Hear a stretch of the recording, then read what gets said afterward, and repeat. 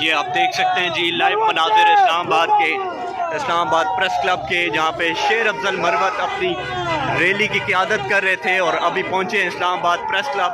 ये आप देख सकते हैं लाइव मनाज़िर आपको दिखा रहे हैं इस्लामाबाद प्रेस क्लब के।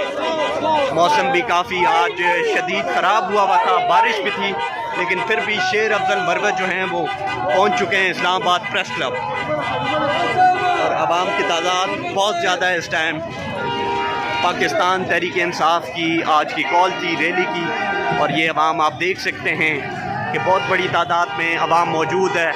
शेर अफजल मरवत भी पहुंच चुके हैं इस्लामाबाद प्रेस क्लब।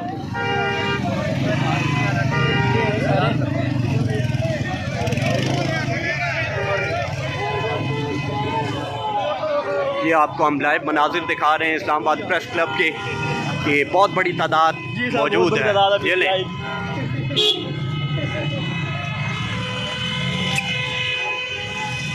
क्या कहेंगे? जिंदाबाद इनकलाब।